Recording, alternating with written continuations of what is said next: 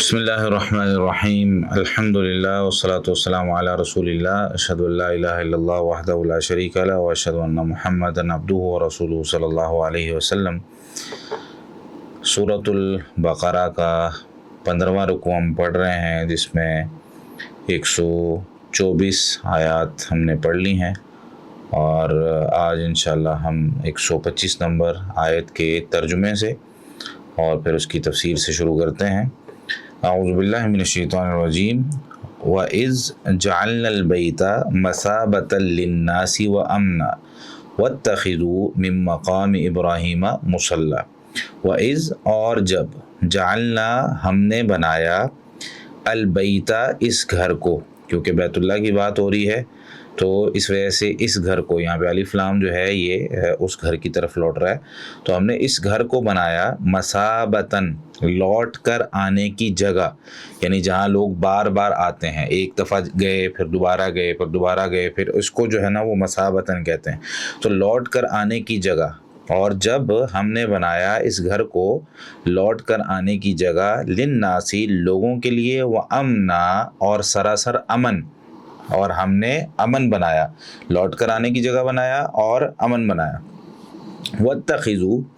اور تم بناؤ، من مقام ابراہیم، مقام ابراہیم کو یا ابراہیم کی جائے قیام کو، مقام کہتے ہیں کھڑے ہونے کی جگہ، جائے قیام، تو ابراہیم کے مقام کو یا ابراہیم کے کھڑے ہونے کی جگہ کو، مصلی نماز کی جگہ، اور تم بناؤ، یعنی اس جگہ پہ جہاں پہ ابراہیم علیہ السلام کھڑے ہوئے تھے، مصلی نماز کی جگہ۔ اس کا سلیس ترجمہ سن لیں۔ اور جب ہم نے اس گھر کو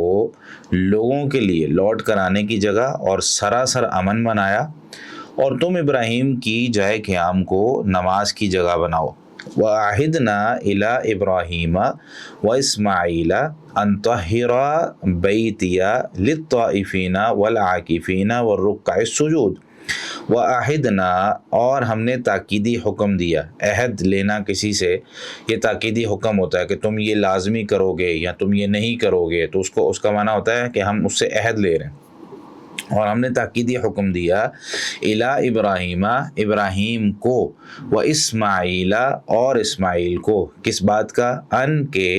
طہرا تم دونوں پاک صاف رکھو۔ طہرا یہ فعل امر ہے، تثنیہ کا صیغہ، یعنی دو لوگوں کے لیے استعمال ہوتا ہے، طاہر ایک مرد کے لیے، طاہرہ دو مردوں کے لیے، تو تم دونوں پاک صاف رکھو، بیتیا میرے گھر کو، تو بیتن گھر کو کہتے ہیں، اس کے آخر میں جو یا آئی ہے اس کا ترجمہ ہے میرا، تو یہ اضافت کے لیے استعمال ہوتا ہے، تو بیتی میرا گھر، ٹھیک ہے، تو یہ آگے ملانے کے لیے، تو بیتیا میرے گھر کو، للطائفین طواف کرنے والوں کے لیے، للطائفین طواف کرنے والوں کے لیے، والعاکفین اور اعتکاف کرنے والوں کے لیے، والرکع السجود اور رکوع کرنے والوں اور سجدہ کرنے والوں کے لیے، یعنی ان سب کے لیے، طواف کرنے والے، اعتکاف کرنے والے، رکوع و سجود کرنے والے، ان سب کے لیے کیا کرنا ہے، میرے گھر کو پاک کرنا ہے۔ تاکید اس کا سلیس ترجمہ دیکھ لیں۔ اور ہم نے ابراہیم اور اسماعیل کو تاکیدی حکم دیا کہ تم دونوں میرے گھر کو طواف کرنے والوں اور اعتکاف کرنے والوں اور رکوع کرنے والوں اور سجدہ کرنے والوں کے لیے پاک صاف رکھو۔ وَإِذْ قَالَ إِبْرَاهِيمُ رَبِّ اجْعَلْ هَٰذَا بَلَدًا آمِنًا وَارْزُقْ أَهْلَهُ مِنَ الثَّمَرَاتِ مَنْ آمَنَ مِنْهُمْ بِاللَّهِ وَالْيَوْمِ الْآخِرِ۔ وَإِذْ اور جب، قَالَ کہا، ابراہیم ابراہیم نے، ربی اے میرے رب، اجعل تو بنا دے، ہاذا اس جگہ کو، بلدن ایک ایسا شہر، آمنن ایک امن والا، ٹھیک ہے، بلدن شہر کو، آمنن امن والا، یعنی ایک ایسا شہر بن جائے جو امن والا ہو، ورزق اور تو رزق دے، اور تو رزق دے، اہلہ اس کے رہنے والوں کو، من الثمراتی پھلوں سے، من جو، آمن ایمان لائے، منہم ان میں سے، باللہ اللہ پر، والیوم الآخر اور آخرت کے دن پر۔ اب سیدنا ابراہیم علیہ السلام نے ایک دعا کی ہے، اور دعا کیا ہے کہ اے اللہ تو اس شہر کو امن والا بنا دے، اور اس کے رہنے والوں کو، اس کے رہنے والوں میں سے بھی خصوصی طور پر کون لوگ ہیں، جو ایمان لائے اللہ پر اور آخرت پر، ان کو تو نے پھلوں سے رزق دینا ہے۔ تو सलीस तर्जुमा इसका देख लें। और जब इब्राहीम ने कहा ए मेरे रब इस जगह को एक अमन वाला शहर बना दे और इसके रहने वालों को फलों से रिज़्क दे जो इनमें से अल्लाह और यौम आखिरत पर ईमान लाए। अब रिज़्क ईमान वालों को देने की एक दुआ की, तो आगे अल्लाह ताला क्या फरमाते हैं, क़ाला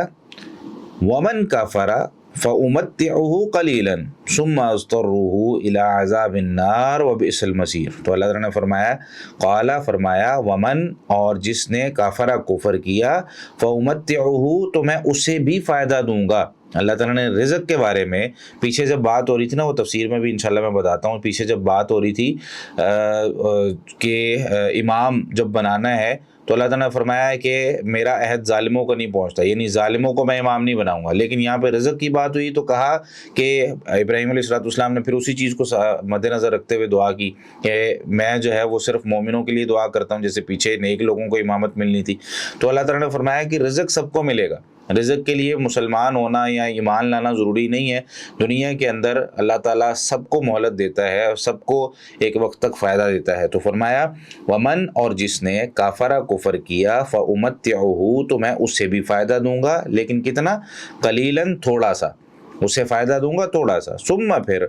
अज़्तरुहु फिर उसे बेबस करूँगा, उसे मजबूर करूँगा, इला अज़ाबिन्नार आग के अज़ाब की तरफ। जाहिर सी बात है दुनिया के अंदर अगर अल्लाह का कहा नहीं माना है तो फिर उसे आग के अज़ाब की तरफ जाना है। सुम्मा फिर अज़्तरुहु उसे बेबस करूँगा, इला अज़ाबिन्नार आग के अज़ाब की तरफ, व बि'सल मसीर व बि'सा और वो बुरी है अलमसीर लौटने की जगह, वो बेसा और वो बुरी है अलमसीर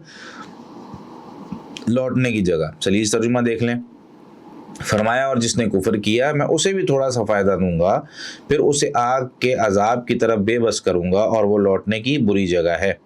आगे अगली आयत देख लें 127 नंबर। वइज़ और जब यरफ़ाउ उठा रहा था इब्राहीम अलकवाइदा बुनियादें, अलकवायद बुनियादें, मिनल बैती इस घर की, व इस्माइलु और इस्माइल भी, यानी इब्राहीम और इस्माइल दोनों उठा रहे थे, लेकिन इब्राहीम अलैहिस्सलाम का नाम पहले जिक्र करके अलकवायद मिनल बैत जिक्र करके व इस्माइल फिर जिक्र किया। तो हालांकि दोनों ही उठा रहे थे। रब्बना, और साथ क्या कह रहे थे, रब्बना ए हमारे रब, तक़ब्बल तू कबूल फरमा, मिन्ना हमसे, इन्ना का बेशक, अंता तू, बेशक के अंदर भी तू, इन्ना का के अंदर भी बेशक तू जिक्र है। तो अगर यहाँ पे तर्जुमे में लफ्ज़ी तर्जुमा में लिख दिया जाए तो ताकीदी तर्जुमा हो जाएगा इन्ना का अंता, बेशक तू ही। तो अंता के अंदर तू ही जो है ना आगे वो जिक्र कर दिया है, इस वजह से इन्ना का के अंदर इन्ना का बेशक हो गया, का तर्जुमा तू, फिर आगे अंता का तर्जुमा भी तू है। लेकिन क्योंकि हमने ताकीदी तर्जुमा किया है तो इन्ना का अंता, बेशक तू ही, ठीक है। तो का और अंता का तर्जुमा इकट्ठा करके ताकीदी तर्जुमा बना दिया गया है। इन्ना का अंता, बेशक तू ही, अस्समीअ सब कुछ सुनने वाला, अल अलीम सब कुछ जानने वाला है। तो तफसीर की तरफ चलते हैं। वाइज़ जालनल बैत मसाबतल लिन्नासि व अमना, और अब जब हमने इस घर को बनाया लोगों के लिए लौटने की जगह और सरासर अमन बनाया। मसाबतन, साब यसूबू का माना होता है लौटना, तो ये मसाबतन जो है ना ये इससे ज़रफ़ है, यानी जब हम बात करते हैं कि इसका तर्जुमा किस तरीके से किया जाएगा, तो अरबी के अंदर कुछ चीज़ें जो हैं वो फ़ेल होती हैं, कुछ इसम होती हैं, फिर जो इसम और फ़ेल है उनका अलग अलग माना होता है। तो फ़ेल जो है वो वर्ब के माना में इस्तेमाल होता है, इसम जो है वो नाउन के माना में इस्तेमाल होता है, नाउन फिर मुख्तलिफ़ किस्म का होता है। तो ये इसम ज़रफ़ इसको कहते हैं, इसका माना होता है लौटने की जगह। लोग बार बार अल्लाह ताला के घर की तरफ लौट कर आते हैं, और अल्लाह ताला ने उसका निज़ाम एक इस तरह का रखा है कि इंसान का दिल नहीं भरता। जो लोग एक दफ़ा बैतुल्लाह का हज करते हैं उनका दिल करता है कि बार बार जाया जाए, जो लोग एक दफ़ा उम्रा करते हैं उनका दिल करता है कि बार बार जाया जाए। तो वो एक ऐसी जगह अल्लाह रब्बुल आलमीन ने बना दी, और कुरान में भी उसका तज़किरा कर दिया कि वइज़ जालनल बैता मसाबतल लिन्नास, कि हमने उसको लोगों के लिए बार बार लौटने की जगह बनाया। और कुरान करीम में भी अल्लाह रब्बुल आलमीन ने फरमाया ना, सूरतुल हज की आयत नंबर 27 में देखें, आयत आप लोगों के सामने है, तर्जुमा मैं कर रहा हूँ। वअज़्ज़िन फिन्नास, और आप लोगों में ऐलान कर दें बिल हज्जी हज का, یأتوک رجالن، وہ آپ کے پاس آئیں گے پیدل بھی، وعلی کل ضامرن، اور ہر لاغر سواری پر، یعنی جو سواری چل بھی نہیں سکتی نا، زیادہ بوجھ بھی نہیں اٹھا سکتی، اس پر بھی لوگ آنے کی کوشش کریں گے۔ یأتین من کل فج عمیق، وہ ہر جو ایک ایسا مشکل گھاٹی والا رستہ ہوگا اس سے بھی آپ کے پاس آنے کی کوشش کریں گی، یہ سواریاں جو ہیں وہ آپ کے پاس ہر جگہ سے آئیں گی۔ تو آج بھی آپ دیکھ لیں کہ کتنے لوگ اس طرح کے ہیں جن کے پاس بہت سا جو ہے نا وہ دنیا کا معلومات نہیں ہوتا ہے۔ میں ایسے لوگوں کو کئیوں کو جانتا ہوں، یعنی ایک ہمارے دوست ابو کے دوست ہیں، اور وہ جو ہے وہ ایک سبزی منڈی کے باہر وہ سائیکل اسٹینڈ کے جو ہے نا وہ کام کرتے ہیں، یعنی جو لوگ سبزی منڈی آتے ہیں تو وہ سائیکل اور بائکس وہ اپنی اس پہ لگاتے ہیں پارکنگ پہ، تو یہ اس کی جو ہے نا وہ نگرانی کرتے ہیں، اور جو بھی ان کا ہوتا ہے ایک نظام پارکنگ کا، تو وہ اس سے پیسے اکٹھے کر کے اپنی بیوی کو حج پہ اس پہ عمرے پہ لے کے گیا۔ اور اسی طریقے سے ایک شخص کو میں جانتا ہوں جو چھلیوں کی ریڑھی لگاتا ہے، جو بھٹا ہوتا ہے، چھلیاں ہوتی ہیں، اس کی ریڑھی لگا کے وہ بھی اپنی فیملی کو لے کر گیا۔ تو اللہ رب العالمین نے اس گھر کی ایک محبت، اور پھر یہ جو فرمایا نا علی کل ضامرن، ہر لاغر سواری پر، یعنی ہے پیسے نہیں ہے، لوگ کوشش کر کے ہر طریقے سے جانے کی کوشش کرتے ہیں۔ اسی طریقے سے سورہ ابراہیم کے آیت نمبر 37 میں اللہ تعالیٰ نے فرمایا، اور ربنا، اے ہمارے رب، انی اسکنت من ذریتی، بے شک میں نے اپنی اولاد کو یہاں جو ہے نا وہ ٹھکانہ دیا ہے، رکھ دیا ہے، ایک بوادن، ایک ایسی وادی میں، غیر ذی زرع، جس میں کھیتی باڑی نہیں ہے، عند بیتک المحرم، تیرے حرمت والے گھر کے پاس، ربنا، اے ہمارے رب، کیوں میں نے ان کو وہاں پہ رکھا ہے، لیقیموا الصلاۃ، تاکہ وہ نماز قائم کریں، فاجعل افئدۃ من الناس، تو یہ ابراہیم علیہ السلام کی دعا تھی، فاجعل افئدۃ من الناس تہوی الیہم، اے اللہ تو لوگوں کے دل اس کی طرف مائل کر دے، تہوی الیہم، کہ وہ ان کی طرف مائل ہوں، وارزقہم من الثمرات، اور ان کو پھلوں سے ایسا رزق دے، پھلوں میں سے رزق دے، لعلہم یشکرون، تاکہ وہ شکر کریں۔ اب آپ دیکھیں کہ وہاں پہ پھل بھی کبھی ختم نہیں ہوتے،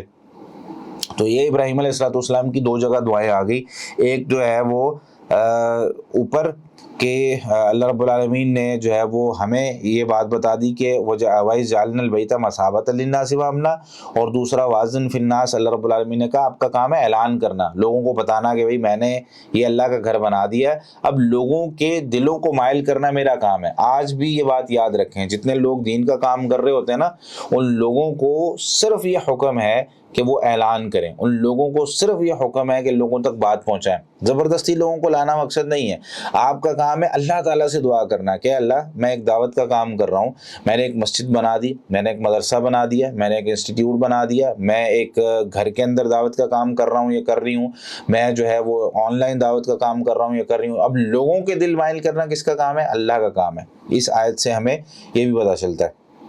دوسری خصوصیت یہاں پہ کیا ذکر کی گئی، وَإِذْ جَعَلْنَا الْبَيْتَ مَثَابَةً لِلنَّاسِ وَأَمْنًا، دوسری خصوصیت سراسر امن والا بنا دیا۔ تو یہ شہر اور یہ جگہ اور یہ حرم ایک ایسی جگہ ہے جہاں پر جاہلیت میں بھی اور اب بھی لوگ اگر اپنے دشمن کو بھی دیکھتے ہیں نا تو وہاں پہ اس کو معاف کر دیتے ہیں اور چھوڑ دیتے ہیں۔ وہاں پہ حرم کے اندر لڑائی کرنا اللہ رب العالمین نے، جاہلیت میں بھی لوگ یہ کرتے تھے کہ کچھ نہیں کہتے تھے، اسلام نے اس احترام کو باقی بھی رکھا، اس میں تاکید اور اضافی حکم بھی دیا کہ بھئی اس میں اب درخت بھی نہیں کاٹنے، اس کے اندر جو ہے نا وہ کوئی گری بڑی چیز بھی نہیں اٹھانی، یعنی ایسی ہر چیز منع کر دی گئی جس سے ہو سکتا ہے کہ کہیں کسی کے دل میں کوئی لڑائی والا خدشہ ہے کہ یہ چیز میری ہے، کسی کے پاس دیکھیں تو اٹھانی نہیں ہے، اس کو پڑی رہنے دے وہاں پہ۔ اسی طریقے سے تیسری چیز اس میں کیا ہے، وَاتَّخِذُوا مِن مَقَامِ ابراہیم مُصَلًّى، مقام ابراہیم سے کیا مراد ہے؟ اس میں 2 چیزیں، مقام ابراہیم یہ علیہ الصلاۃ والسلام، اس کی تفسیر میں 2 قول ہیں۔ ایک وہ پتھر جس پر کھڑے ہو کر ابراہیم علیہ الصلوۃ والسلام نے کعبہ تعمیر کیا تھا۔ صحیح مسلم میں حجۃ الوداع کے موقع پہ سیدنا جابر رضی اللہ تعالیٰ عنہ کی حدیث ہے، ایک صحیح مسلم میں اور لمبی حدیث ہے، نبی کریم صلی اللہ علیہ وسلم طواف سے فارغ ہوئے تو مقام ابراہیم کی طرف آئے اور یہ آیت پڑھی، یہی والی آیت جو ہے وَاتَّخِذُوا مِن مَقَامِ ابراہیم مُصَلًّى، کہ اللہ رب العالمین نے یہ حکم دیا کہ مقام ابراہیم کو مصلی بناؤ۔ پھر مقام ابراہیم کو اپنے اور بیت اللہ کے درمیان میں کر کے 2 رکعتیں پڑھی، یعنی مقام ابراہیم کے درمیان میں کھڑے ہو کے اپنے اور بیت اللہ کے درمیان میں، مطلب یہ ہے کہ مقام ابراہیم ادھر ہے، بیت اللہ ادھر ہے، اور آپ صلی اللہ علیہ وسلم یہاں پیچھے کھڑے ہو کے 2 رکعتیں پڑھ رہے ہیں، مقام ابراہیم درمیان میں آ گیا۔ تو یہ صحیح مسلم میں حدیث موجود ہے 1218 نمبر پر. جیسا کہ آج بھی آپ نے دیکھا ہوگا حاجی لوگ پڑھتے ہیں، لیکن کیونکہ اب ذرا سا مشکل ہے، مشکل اس لحاظ سے کہ تعداد زیادہ ہوتی ہے اور مقام ابراہیم بالکل بیت اللہ کے پاس ہے، تو اگر وہاں پہ کھڑے ہو کے نماز پڑھیں تو لوگ جو وہاں سے گزر رہے ہوتے ہیں، ایک تو وہ آگے سے گزرتے ہیں اور لوگوں کو پتہ نہیں ہوتا، اور یہ بھی اسلام نے منع کیا کہ لوگوں کے رستوں میں نماز پڑھنا یہ بھی جو ہے نا وہ درست نہیں ہے. ظاہر سی بات ہے لوگوں کو اس سے تکلیف ہوگی، تو ہم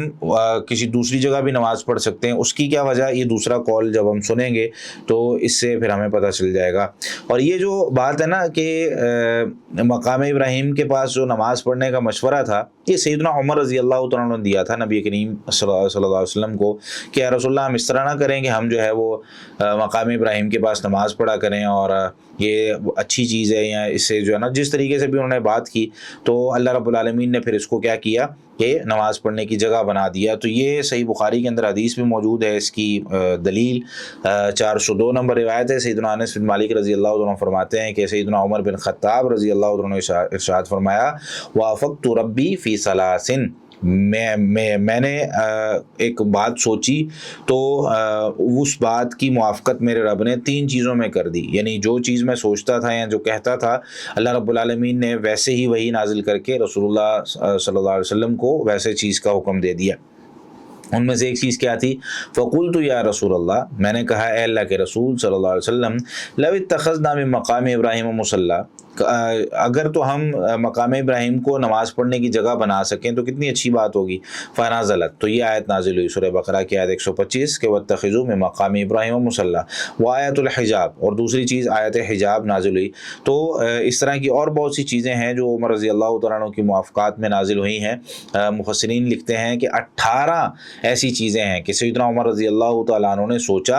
اور وہ چیز جو ہے نا وہ ویسے ہی نازل ہو گئی اور ویسے ہی اسلام بن کے اسلام میں لوگوں کو وہ کرنے کا حکم دے دیا گیا. تو اسی وجہ سے رسول اللہ صلی اللہ علیہ وسلم نے یہ بات ارشاد فرمائی تھی کہ لو کان بعدی نبی لکان عمر، اگر میرے بعد کوئی نبی ہوتا تو وہ عمر ہوتا. کیوں؟ کہ ان کی سوچ جو تھی وہ نبیوں والی تھی، ان کا جو طریقہ کار تھا وہ نبیوں والا تھا. تو آیت الحجاب بھی نازل ہوئی. قلت یا رسول اللہ، میں نے کہا اللہ کے رسول صلی اللہ علیہ وسلم کو کہ اے اللہ کے رسول، لو امرت نساءک ان یحتجبن، اگر آپ اپنی خواتین کو حکم دے دیں کہ وہ پردہ کر لیا کریں، فإنہ یکلمہن البر والفاجر، کیونکہ ان سے ہر شخص کلام کرتا ہے. اب آگے سے کلام کرنے والے کی نیت کیا ہے، وہ کیسے بات کر رہا ہے اور کس طریقے سے وہ کس نظر سے دیکھ رہا ہے، ہم اس میں فیصلہ نہیں کر سکتے. تو ہم خواتین کے تحفظ کے لیے یہ جو ہے نا وہ خواتین کو کہیں کہ وہ پردے میں رہا کریں. تو فنازلت آیت الحجاب، تو آیت الحجاب یہ جو سورۃ الاحزاب کی آیت نمبر 59 ہے یہ نازل ہو گئی. یا ایھا النبی، اے نبی صلی اللہ علیہ وسلم، قل لازواجک، آپ اپنی بیویوں کو کہیں، و بناتک، اور اپنی بیٹیوں کو، و نساء المؤمنین، اور مومنوں کی عورتوں کو بھی کہیں، یدنین علیہن من جلابیبہن، اپنے اوپر بڑی بڑی چادریں ڈال لیں. ذالک ادنی ان یعرفن، یہ زیادہ لائق ہے یا زیادہ قریب ہے کہ ان کو ان یعرفن، پہچان لیا جائے کہ یہ مسلمانوں کی خواتین ہیں، ان کی طرف جو ہے وہ غلط نظر سے نہیں دیکھنا ہے. فلا یؤذین، تو ان کو تکلیف نہیں دی جائے گی. وکان اللہ غفور الرحیم. تو اسی طریقے سے اور بہت سی چیزیں جس طرح میں نے ذکر کیا ہے کہ 18 کے قریب چیزیں ہیں عمر رضی اللہ تعالیٰ عنہ کی موافقات میں. دوسرا قول اس میں کیا ہے؟ دوسرا قول تفسیر عبدالرزاق میں صحیح سند کے ساتھ سیدنا عبداللہ بن عباس رضی اللہ تعالیٰ عنہ کا ہے. یعنی ہم بات کر رہے ہیں مقام ابراہیم کی. ایک تو قول ہو گیا نا کہ مقام ابراہیم کو نماز پڑھنے کی جگہ بناؤ کا مطلب یہ ہے مقام ابراہیم ہے. تو مقام ابراہیم کا مطلب وہ جو جگہ جہاں پر پاؤں رکھے تھے سیدنا ابراہیم علیہ السلام نے، اس جگہ کو نماز پڑھنے کی جگہ بناؤ. یعنی وہاں اس کے قریب نماز پڑھو. پڑھنی بیت اللہ کی طرف منہ کر کے ہی ہے لیکن اس کو درمیان میں رکھو. ایک قول یہ ہو گیا. دوسرا قول کیا ہے؟ سیدنا عبداللہ بن عباس رضی اللہ تعالیٰ عنہ کا قول ہے کہ مقام ابراہیم سے مراد مقام حج ہے. یعنی حرم اور عرفات وغیرہ جہاں ابراہیم علیہ السلام نے حج میں قیام کیا تھا، جہاں جہاں وہ گئے وہ ساری چیزیں مقام ابراہیم ہے. یعنی ابراہیم علیہ السلام کے کھڑے ہونے کی جگہ ہے نا، مقام کا مطلب کھڑے ہونے کی جگہ. تو سیدنا عبداللہ بن عباس جو کہ مفسر قرآن ہے، اور رسول اللہ صلی اللہ علیہ وسلم نے ان کے لیے دعا بھی فرمائی. تو یہ فرماتے ہیں کہ سارا جتنا بھی مقام ہے، عرفات ہے، مینا ہے، جہاں جہاں بھی سیدنا ابراہیم علیہ السلام نے حج کیا تو وہ سارے، چنانچہ اہل علم فرماتے ہیں کہ طواف کی 2 رکعتیں حرم میں جہاں بھی پڑھ لے درست ہیں. ٹھیک ہے، تو یہ وجہ ہے، اور اسی قول پہ عمل کر لینا چاہیے، کیونکہ ظاہر سی بات ہے وہ جگہ جس طرح میں نے پہلے ذکر کیا کہ رش بہت زیادہ ہوتا ہے اس میں، تو ہم جو ہے وہ کسی بھی جگہ حرم میں اگر 2 رکعتیں پڑھ لیں تو ہمیں وہی ثواب ملے گا جو کہ وہاں پڑھنے کا ہے. تو یہ ہو گئی، اس میں کتنی باتیں ہو گئی. پہلی بات ہو گئی وَجَعَلْنَا الْبَيْتَ مَثَابَةً لِلنَّاسِ، دوسری ہو گئی وَأَمْنًا، تیسری ہو گئی وَاتَّخِذُوا مِن مَّقَامِ إِبْرَاهِيمَ مُصَلًّى، اور چوتھی بات وَعَهِدْنَا إِلَىٰ إِبْرَاهِيمَ وَإِسْمَاعِيلَ أَن طَهِّرَا بَيْتِي، میں نے ابراہیم اور اسماعیل سے ہم نے عہد لیا کہ تم دونوں میرے گھر کو پاک صاف رکھو، طواف کرنے والوں کے لیے، اعتکاف کرنے والوں کے لیے، اور رکوع سجود کرنے والوں کے لیے. اچھا، اس میں اب جو طاہرہ بیتی کی مطلب ہے، سب سے پہلے تو 2 قسم کی طہارت ہوتی ہے. ایک طہارت ہوتی ہے ظاہری طہارت، اور ایک ہوتی ہے باطنی طہارت. باطنی طہارت سے مراد یہ ہے کہ ہمارے اندر جو چیز ہے، مثال کے طور پر ایمان ہے، ایک بندہ ہے کافر ہے، تو وہ کافر اندر سے ظاہری طور پر سب نہا دھو کے گھوم رہے ہوتے ہیں، لیکن اندر سے ایک نجاست ہوتی ہے، کفر کی نجاست. تو ایک تو ہمیں اندر سے اپنے آپ کو پاک رکھنا ہے، پھر اس جگہ کو جہاں پہ ہم نماز پڑھنی ہے، یا جس بھی جگہ پہ ہم نے، یہاں پہ بیت اللہ کی بات ہو رہی ہے تو بیت اللہ کو پاک صاف رکھنا ہے. تو بیت اللہ کو پاک صاف رکھنے میں بھی 2 چیزیں آتی ہیں. ایک ہے ظاہری طور پر جو گندگی نظر آ رہی، گندگی سے مراد کوڑا کرکٹ ہے یا کوئی اور گندی چیز ہے، تو یہ ایک تو چیز ہو گئی. دوسری پھر اس کو باطنی نجاستیں، یعنی ایسی چیز جو ظاہری طور پر تو نجس نہیں لگ رہی لیکن اللہ رب العالمین کو وہ پسند نہیں ہے. جیسے مثال کے طور پر بت رکھ دینا، جیسے جو ہے نا مشرکین مکہ نے وہاں پہ بت رکھے ہوئے تھے، تو اللہ رب العالمین نے یہ مثال دے کر ایک تو مشرکین مکہ کو سمجھایا کہ بھائی تمہارے جو آباء و اجداد تھے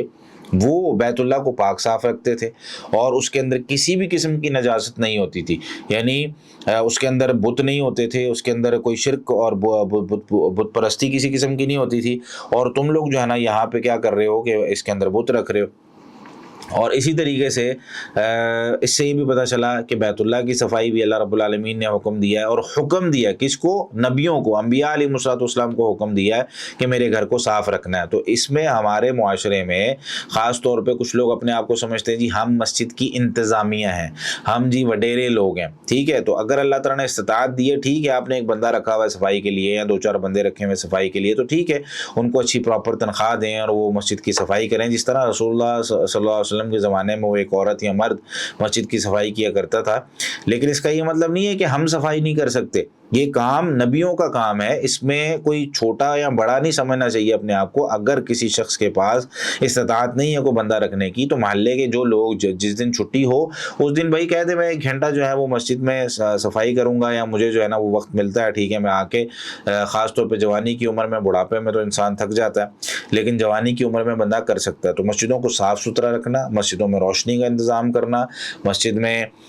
جو ہے وہ ہر قسم کی اس کو پلیدگی سے صاف رکھنا. پلیدگی سے مراد یہاں پہ بت پرستی یا شرک یا اس طرح کی باتیں یا نعرے یا کچھ بھی جو مسجد کے اندر ہو رہا ہو، اس طرح کی کسی چیز کی اجازت نہیں ہے. تو ایسا کام انبیاء علیہ السلام کا کام ہے. پھر اس سے ایک اور بات پتہ چلی، وہ کیا کہ آیت میں غور کریں تو وَأَعِدْنَا إِلَىٰ إِبْرَاهِيمَ وَإِسْمَاعِيلَ أَن طَهِّرَا بَيْتِي لِلطَّائِفِينَ، تو پتہ کیا چلا؟ بیت اللہ کا طواف کرنا. والعاکفین، تو پتہ کیا چلا؟ اعتکاف کرنا. یعنی اعتکاف بھی یہ سیدنا ابراہیم علیہ السلام کے دور یا اس سے پہلے کا چلا آ رہا ہے. اعتکاف بھی ہماری مطلب اس شریعت میں نہیں بلکہ اس سے پہلی شریعتوں میں بھی اعتکاف ہوتا تھا. اور اس سے یہ بھی پتہ چلا کہ اعتکاف بھی مسجد میں ہوتا ہے، کہ مسجد کو صاف کرنا ہے اعتکاف کرنے والوں کے لیے، اور رکوع و سجود کرنے والوں کے لیے. یعنی نماز بھی جو پڑھنی ہے مرد حضرات نے وہ بھی مسجد کے اندر پڑھنی ہے، اور اسی طریقے سے اعتکاف جو کرنا ہے، چاہے مرد کریں چاہے خواتین کریں، وہ بھی مسجد میں کرنی ہے. اور طواف جو ہے وہ بیت اللہ کا کرنا ہے. یہاں پر یہ باتیں ہمیں پتہ چل گئی. اگلی آیت کی طرف چلتے ہیں. وَإِذْ قَالَ إِبْرَاهِيمُ رَبِّ اجْعَلْ هَٰذَا بَلَدًا آمِنًا وَارْزُقْ أَهْلَهُ مِنَ الثَّمَرَاتِ مَنْ آمَنَ مِنْهُمْ بِاللَّهِ وَالْيَوْمِ الْآخِرِ. تو اللہ تعالیٰ نے ابراہیم علیہ السلام کی یہ دعا بھی قبول فرمائی اور مکہ معظمہ کو امن والا شہر بنا دیا. آج آپ دیکھیں کہ کتنا امن والا شہر ہے وہ. اور مکہ کے اندر اس کی جو حدود ہیں مکہ میں حرم کی حدود، اس کے اندر کسی کا خون بہانا، درختوں کو کاٹنا، شکار کرنا، سب کچھ وہاں پہ منع کر دیا گیا۔ کبوتر آپ کبھی دیکھتے ہیں وہاں پہ تو بیٹھے ہوتے ہیں آرام سے، وہ دانہ کھا رہے ہیں، لوگ ان کو دانہ ڈال رہے ہیں، یعنی اتنے امن والا شہر ہے کہ کوئی جانور کسی جگہ پہ اگر گھوم رہا ہوتا ہے، بلیاں وہاں پہ آپ دیکھیں نارملی کوئی کسی سے ڈر نہیں رہا ہوتا، یعنی جس طرح ہمارے ہاں ہوتا ہے نا کہ بلی دور سے دیکھتی ہے ڈر کے بھاگ جاتی ہے، یا کوئی کبوتر اگر دور سے دیکھتا ہے تو اڑ کے بھاگ جاتا ہے۔ اس کی وجہ کیا ہے؟ اس کی وجہ یہ ہے کہ یہاں پہ جب بھی وہ کسی کے پاس بیٹھنے کی کوشش کرتا ہے لوگ اس کو پکڑ لیتے ہیں، لوگ پکڑ کے کبھی اس کو جو ہے نا وہ کسی پنجرے میں قید کر دیتے ہیں یا جو ہے وہ اس کو پکا کے کھا لیا جاتا ہے، یا کوئی اور اس طرح کا چکر ہو جاتا ہے، تو جانور یا پرندے قریب آتے ہی نہیں۔ تو وہاں پر کیا ہوتا ہے کہ وہاں پر جو مکہ ہے اس کو امن والا شہر بنایا گیا۔ صحیح بخاری میں 104 نمبر روایت ہے، سیدنا ابو شریح رحمہ اللہ فرماتے ہیں کہ انہ قال لعمر بن سعید، اور نے عمر بن سعید رحمہ اللہ کو کہا وہ یبعث البعوث الی مکہ، اور وہ مکہ کی طرف جو ہے وہ لشکر بھیج رہے تھے۔ اذن لی ایھا الامیر، تو وہ کہنے لگے اے امیر مجھے اجازت دے، میں آپ کو ایک جو ہے وہ حدیث سنانا چاہتا ہوں۔ احدث کا قولا قام به النبی صلی اللہ علیہ وسلم الغدا من یوم الفتح، نبی کریم صلی اللہ علیہ وسلم نے یہ حدیث جو ہے وہ کھڑے ہو کر اگلے دن، جس دن جو مکہ فتح ہوا تھا اس سے اگلے دن رسول اللہ صلی اللہ علیہ وسلم نے الغدا من یوم الفتح، یا فتح مکہ والے دن صبح کے ٹائم جو ہے وہ یہ حدیث بیان کی تھی۔ سمعتہ اذنایا ووعاہ قلبی، اور اس کو یہ جو حدیث میں آپ کو بیان کرنے لگا ہوں نا، سمعتہ اذنایا کا مطلب یہ ہوتا ہے کہ اس کو میرے کانوں نے سنا ہے، ووعاہ قلبی، اور میرے دل نے اس کو یاد رکھا ہے، وابصرتہ عینایا، اور میری آنکھوں نے اس کو دیکھا ہے۔ یعنی میں ایک ایسی حدیث آپ کو بیان کرنے لگا ہوں جس میں کسی قسم کا کوئی شبہ نہیں ہے، یعنی ایسا نہیں ہے مجھے کسی نے آ کر بیان کی ہو، میں نے خود سنی، خود دیکھا بیان کرتے ہوئے، اور اس کو یاد بھی رکھا ہے۔ حین تکلم بہ، جب نبی کریم صلی اللہ علیہ وسلم اس چیز کا تذکرہ کر رہے تھے، کلام کر رہے تھے۔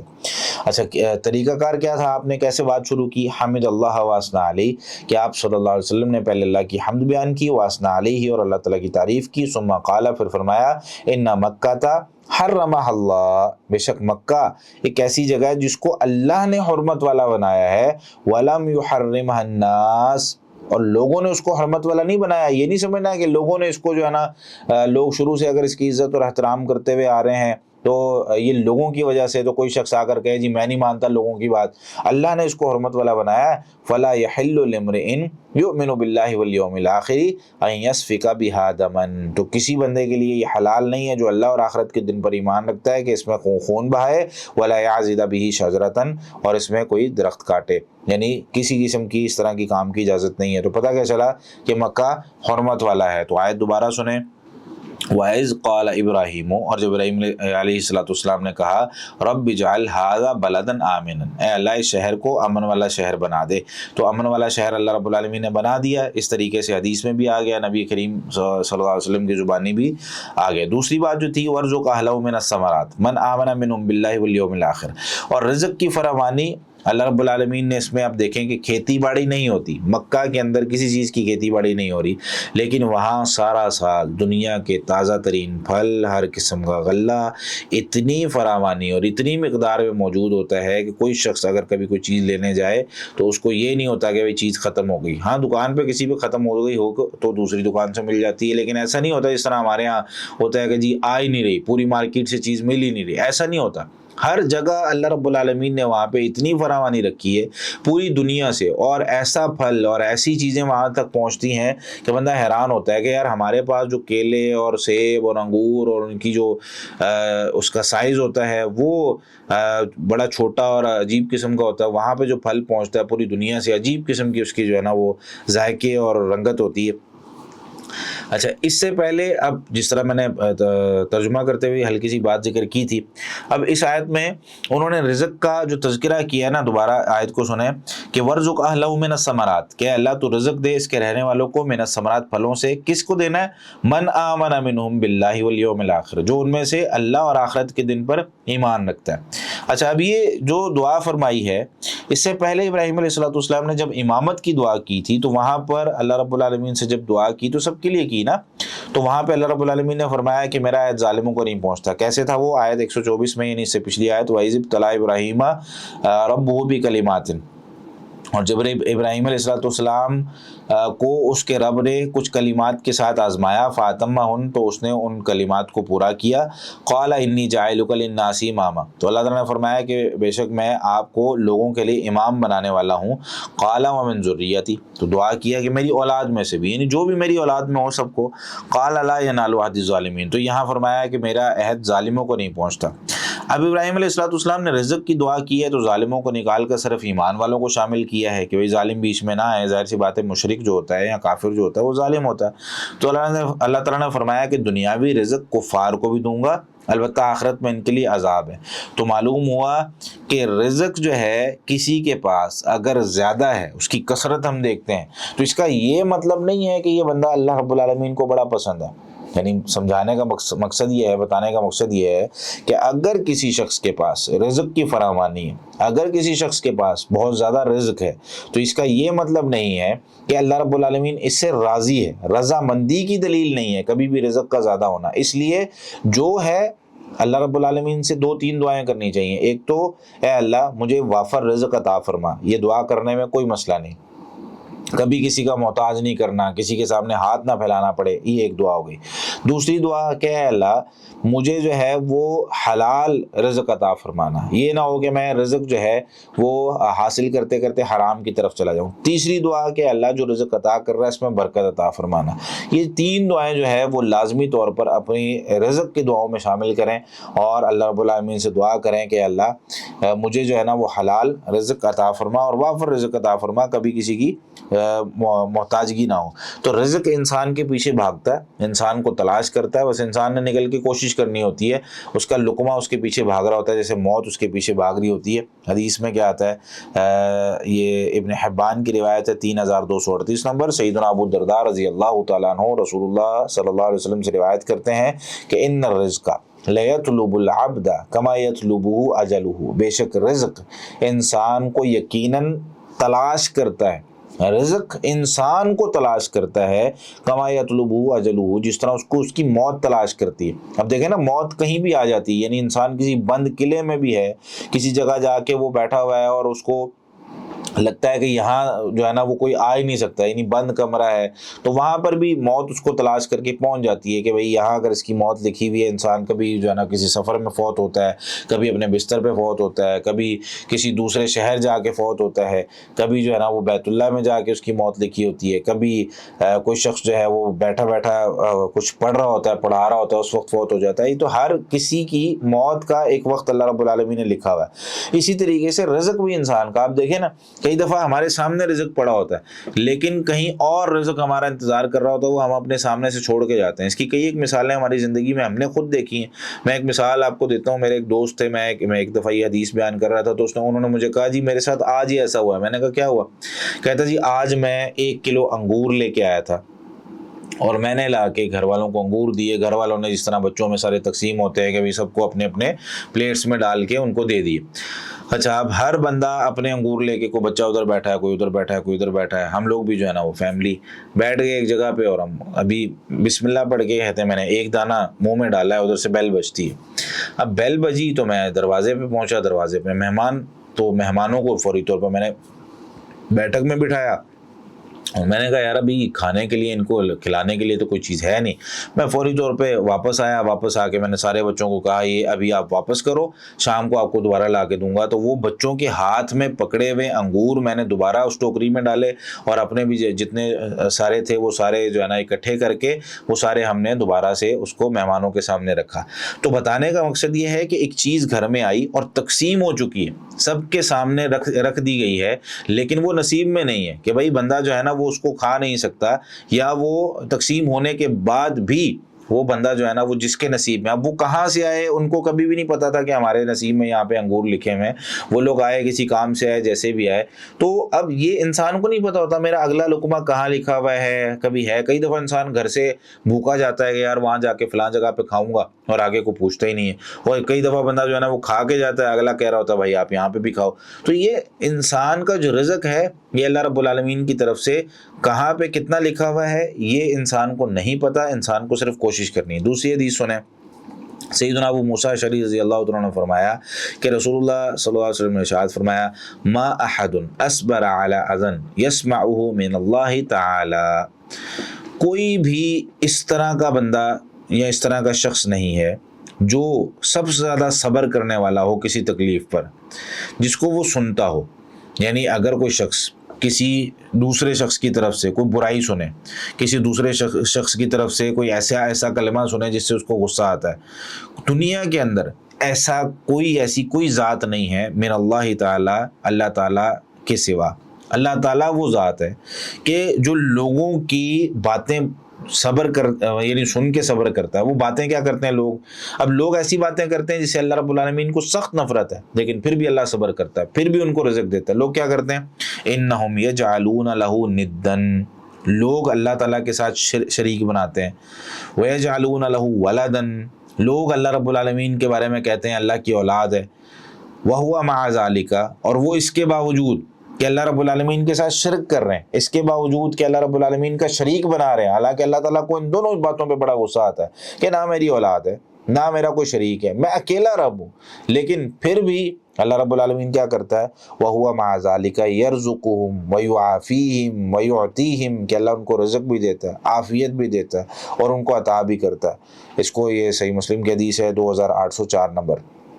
تو بتانے کا مقصد یہ ہے، اور اس آیت اور احادیث سے ہمیں یہ پتہ چلتا ہے کہ دنیا کے اندر رزق کی فراوانی اللہ رب العالمین کی طرف سے ہی ہوتی ہے، نمبر ایک، اور دوسری اس میں اگر کسی کے پاس رزق زیادہ ہے تو اس کا یہ مطلب نہیں کہ وہ جو ہے نا وہ اللہ رب العالمین کا بڑا قریبی ہے، تو اللہ رب العالمین رزق دیتے ہیں۔ ایک تو مکہ کے اندر جو ہے وہ تو ابراہیم علیہ السلام کی دعا کی وجہ سے ہے نا، تو اللہ رب العالمین کی دعا کی وجہ سے اہل مکہ کو رزق مل رہا ہے اور فراوانی کے ساتھ رزق مل رہا ہے، لیکن باقی دنیا کے بارے میں بات کر رہا ہوں کہ اگر کوئی شخص یہ دیکھے کہ بھئی یہاں پر ابراہیم علیہ السلام کی دعا کی وجہ سے رزق مل رہا ہے تو باقی جگہوں پہ کیا معاملہ ہے، تو اس میں ان چیزوں کو مد نظر رکھنا چاہیے۔